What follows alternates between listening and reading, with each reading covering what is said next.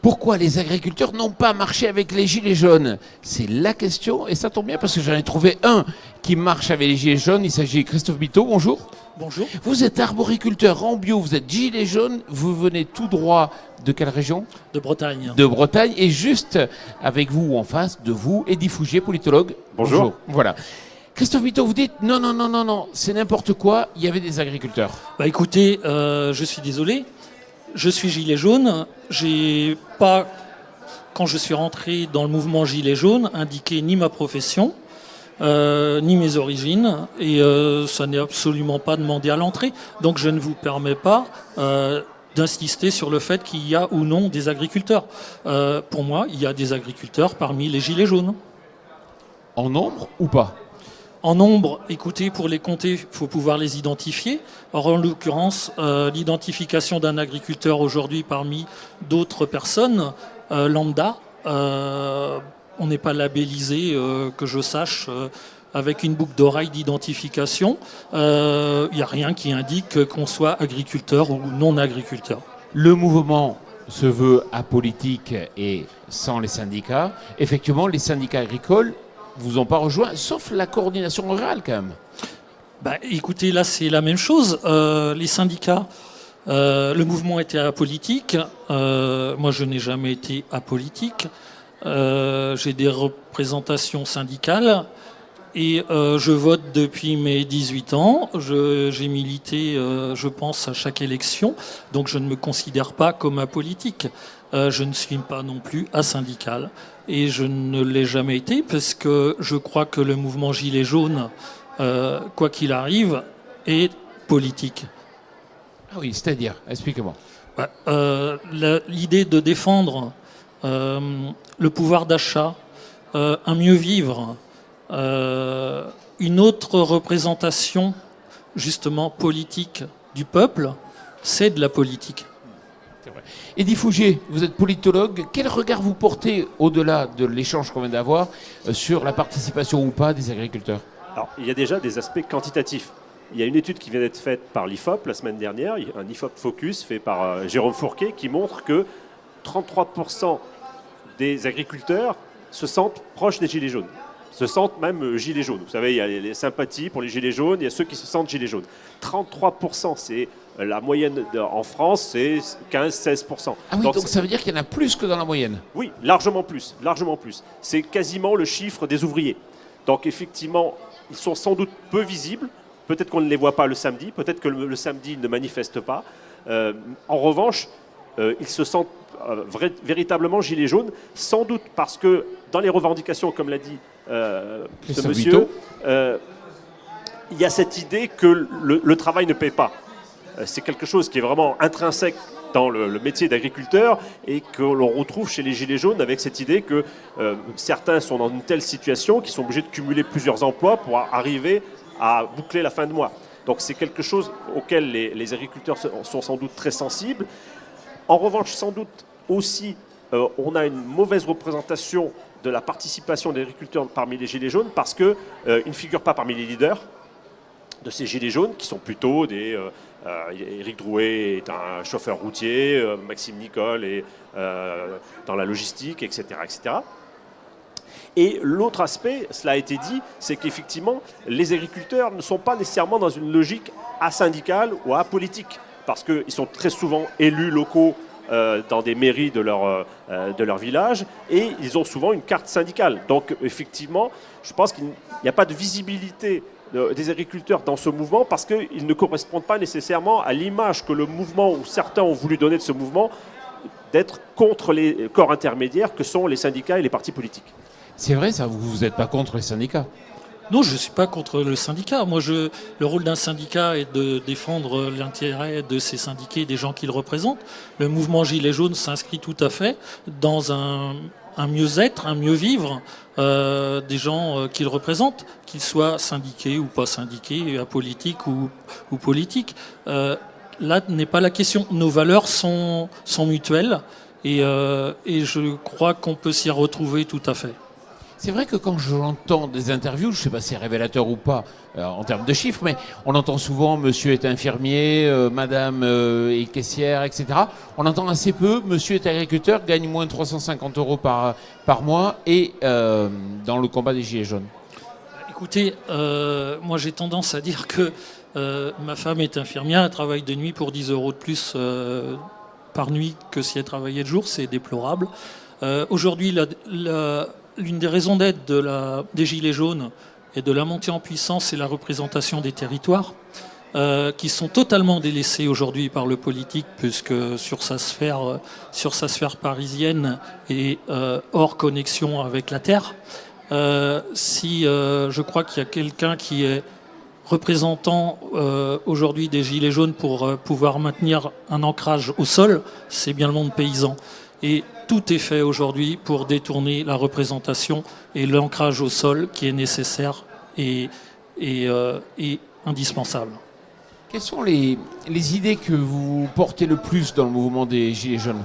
Alors écoutez, moi je suis Gilet jaune depuis le 10 novembre. Je dis le 10 novembre parce que le 10 novembre, j'ai repeint mon tracteur avec ce slogan qui est Manu, plutôt que de taxer mon fioul, taxe celui des cargos porteurs et importeurs du soja OGM Made in Brésil, avec le drapeau brésilien. Je crois que les enjeux sont climatiques, sont financiers, sont fiscaux. Le peuple aujourd'hui, Gilets jaunes, et le peuple français espère que l'argent qu'il dépense, l'argent qu'il verse à l'État soit bien utilisé. Or aujourd'hui, on a vraiment l'impression de grosses dérives. Vous trouvez aujourd'hui que l'évolution du mouvement des Gilets jaunes va dans le bon sens, ou il y a des points sur lesquels vous dites non, je ne m'y retrouve pas? Ou au contraire, vous trouvez que ça va dans le sens que vous souhaitez? Je crois que le mouvement va dans un sens. On ne sait pas. Moi, je crois qu'il n'est pas opportun pour personne de dire aujourd'hui dans quel sens il va. Le mouvement Gilets jaunes est un mouvement politique, jeune, qui va se structurer. C'est d'ailleurs pour ça que j'ai un choix différent sans doute de la majorité et suis représentant aujourd'hui pour l'agriculture du mouvement Rassemblement citoyen Gilets jaunes qui se présente une liste aux européennes. Donc on a une nécessité sur l'intégration politique de structurer le mouvement, de lui donner une conscience politique qui n'est pas forcément celle des Gilets jaunes à la base. Mais aujourd'hui, aucun levier ne doit nous être interdit et chacun est libre au sein du mouvement d'actionner les leviers qu'il connaît. Le monde agricole est super structuré. S'il y a un secteur qui s'est organisé, qui s'est structuré depuis la nuit des temps, c'est bien le secteur agricole. Vous trouvez qu'il va assez vite, justement, dans cette structuration, ce mouvement des Gilets jaunes? Le mouvement a 3 mois. On ne peut pas demander à un mouvement en 3 mois, avec les enjeux qu'il dénonce, de se structurer. C'est juste un mouvement qui est fait pour durer. Il va durer. Il a posé de bonnes questions. Il a fait sortir les gens pour qu'ils se parlent, pour qu'ils confrontent leurs idées, leurs solutions. Aujourd'hui, nous avons des solutions. Nous dénonçons des dérives fiscales. Il est anormal aujourd'hui qu'on fasse payer la transition écologique aux gens qui sont au SMIC, qui ont une voiture à changer et pas les moyens de le faire, pendant que Engie, où l'État est actionnaire à 40%, défiscalise 27 milliards d'euros au Luxembourg. Il y a des moments, il faut quand même revenir un peu à la réalité. Eddy Fougier, comment vous réagissez? Moi, je pense que je suis Christophe Biteau sur un point, c'est que sans doute le mouvement des Gilets jaunes doit s'ancrer un petit peu et se structurer. Et les agriculteurs seraient bien placés pour le faire, compte tenu à la fois de leur bon sens paysan, pour aller vite, être caricatural, et par leur habitude d'organisation et de structuration, comme vous l'avez dit. L'autre aspect qui me semble aussi important à noter à propos de la difficile visibilité des Gilets jaunes, enfin des agriculteurs dans le mouvement des Gilets jaunes, c'est que ce mouvement a été contemporain de la campagne pour les chambres d'agriculture. Donc effectivement, en gros, les syndicats classiques agricoles n'avaient pas nécessairement intérêt à être trop assimilés ou pas au mouvement des Gilets jaunes. Donc c'est ça qui, à mon avis, a fait que, parce que bon, les élections ont commencé, l'appel à manifester de la FNSEA, c'était début décembre.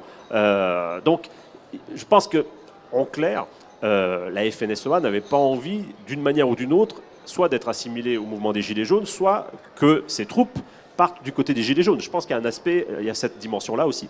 Alors là, excusez-moi, je ne vais pas être gentil du tout avec la FNSEA sur le sujet. Pour moi, on a eu affaire à une récupération, une tentative de récupération, puisqu'on est parti sur le greenbashing, au lendemain d'une manifestation Gilets jaunes. On a fait la même chose avec la FNTR, la Fédération nationale des transports routiers, auquel on a promis de réfléchir à la taxation, taxe carbone sur leurs poids lourds et de la remettre à 6 mois. Tout ça, c'est de la politique. On en croit ce qu'on voudra. Effectivement, les agriculteurs ont tendance à répondre à des appels de leurs syndicats. Maintenant, le mouvement Gilets jaunes est avant tout individuel et demande à chacun de réfléchir avec sa propre conscience. La conscience des agriculteurs, et je crois que de tout temps, il faut se rappeler de l'histoire. Moi, je crois qu'on a réellement eu, au début de notre siècle, un mouvement contestataire qui est arrivé avec des jacqueries. Aujourd'hui, on a aussi des gens qui ont besoin de vivre, qui travaillent. Les Gilets jaunes, c'est pas que des feignants, descendants, des incultes. Aujourd'hui, les Gilets jaunes revendiquent le droit de vivre honnêtement de leur travail et que leur impôt, moi je paye des impôts, j'ai pas envie que mon impôt soit dilapidé dans des choses que je ne cautionne pas. Et aujourd'hui, les Gilets jaunes, c'est avant tout une demande de plus de démocratie. Nous en sommes très loin aujourd'hui. Quand vous en parlez autour de vous, aux autres agriculteurs, vous avez envie peut-être qu'ils vous rejoignent aussi. Comment ils réagissent ? Écoutez, nous sommes au Salon de l'Agriculture, donc c'est le meilleur endroit qui soit pour faire un appel aux agriculteurs.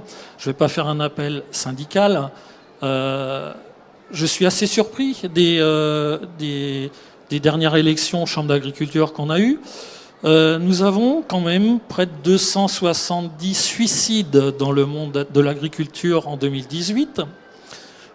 Tout va bien, on n'a pas changé le système, les majorités au sein des chambres d'agriculture sont restées les mêmes. C'est assez surprenant. Demain va être signé un contrat de solution. Un contrat de solution au profit de l'IEPP, qui est le parfait représentant de l'agrochimie et de produits pharmaceutiques. Moi, je suis en bio. J'aimerais que les impôts qui sont versés par nos concitoyens aillent où ils ont envie qu'ils aillent. Et en l'occurrence, le consommateur demande une agriculture plus saine, qui la nourrisse, une suffisance alimentaire. Et on en est très loin. Aujourd'hui, les aides bio ne sont plus payées qu'avec 3 ans de retard. Les primo-maintiens sont supprimés, j'en fais partie. J'ai une agriculture sur 30 hectares qui emploie du personnel sans aide, pendant que mon concurrent conventionnel a son revenu qui dépend à 70% des aides de la PAC. Les Gilets jaunes défendent un pouvoir d'achat. Et je suis littéralement souvent alpagué sur le fait que la bio, c'est bien gentil, mais c'est quand même plus cher. Sauf que c'est un mauvais calcul. Et en l'occurrence, moi, je produis une agriculture saine qui ne pollue pas les nappes phréatiques, qui ne coûte donc rien au retraitement de l'eau pour l'amener au robinet, qui ne produit pas de cancer et donc un trou à la sécurité sociale. Quand est-ce qu'on va prendre en compte la volonté du peuple de lui fournir ce qu'il réclame et une bonne direction de ses impôts ? La directive aujourd'hui qui va être signée par la FNSEA demain, dans le cadre du contrat de solution, est clairement dans la mauvaise direction. Les gens réclament du pouvoir d'achat, une agriculture qui la nourrisse de manière sereine et en confiance. il n'a pas envie que ses impôts aillent nourrir l'agrochimie. Emmanuel Macron était présent hier, il a fait 14 heures, je ne sais pas pourquoi il a fait 14 heures, mais c'est comme ça. Il était plutôt bien accueilli par les agriculteurs. Bah écoutez, moi je participe en tant que gilet jaune, enfin j'essaie de participer en tant que gilet jaune depuis 3 semaines à ces grands débats. Par expérience aujourd'hui, le filtrage pour accéder à Macron est quand même assez hilarant. J'ai organisé avec mon collectif de Verne, que je salue au passage, des conférences et des grands débats organisés par les Gilets jaunes où on a parlé de tout avec les maires, avec les députés de nos régions qui nous ont reçus. Le discours est tout autre et un grand débat, ça se fait avec la population, sans tri, avec des questions non dirigées et avec des réponses appropriées. Nous en sommes loin. C'est juste de la propagande électorale en vue des élections européennes.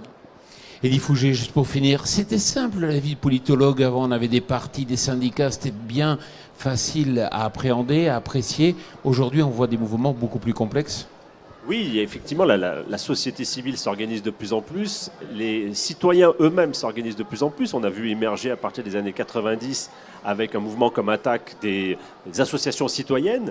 Je dirais les Gilets jaunes sont pour l'instant pas encore structurés, mais sont un peu dans l'esprit des collectifs qui étaient apparus dans les années 90, de ces associations citoyennes et participent d'une manière ou d'une autre à la politique. Alors après, est-ce qu'ils vont se structurer en mouvement politique, en liste politique? Donc a priori Christophe Biteau est sur une liste pour les européennes.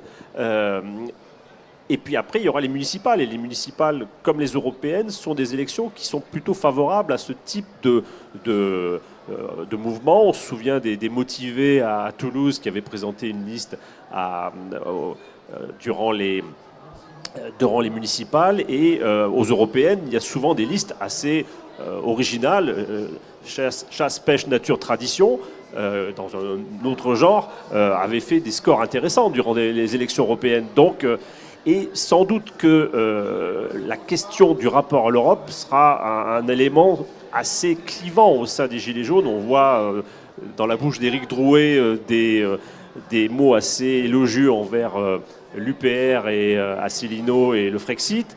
Sans doute que sur cette question-là, notamment par rapport au monde agricole, il y aura des interrogations à avoir. Donc, au niveau du monde agricole...